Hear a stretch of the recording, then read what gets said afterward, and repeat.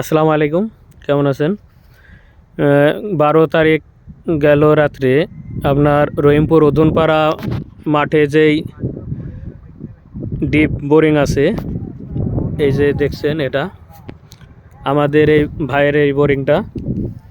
তে গত রাত্রে কে বা কারা আপনার এই যে টেনিস মিটারের থাকে, এই টেনিস মিটার খুলে নিয়েছে।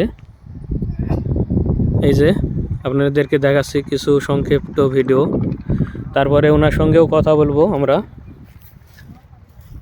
যেই রাত্রে গেল, এই শীতের কনকনে রাতে এইভাবে তিনটা টেনিস মিটারই খসে নিয়ে গেছে।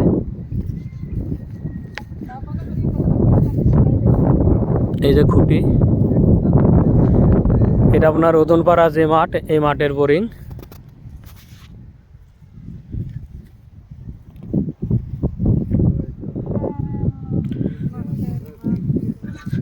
এটা সকালবেলাতে আপনার ভোরবেলাতে এসে দেখতে পাইছে এই অবস্থা।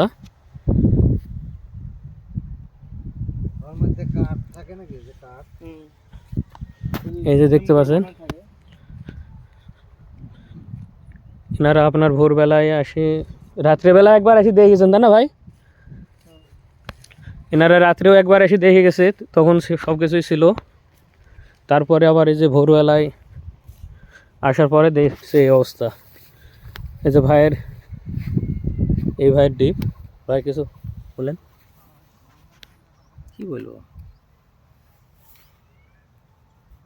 আপনি তো এটা তো চালু করেন না এখনো, নাকি?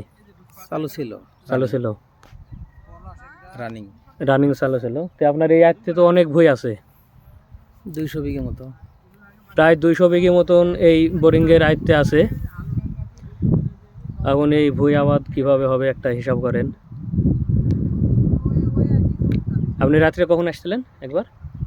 11:30টার দিক, 11:30টার দিক, মানে 11:30 থেকে 12টার ভিতরে একবার আসছিলেন। আর তারপরে আবার আসছেন কখন? ফজরের পর। ফজরের নামাজ পড়ে মানে আসছেন, এসে দেখছেন এই অবস্থা। তা স্যার,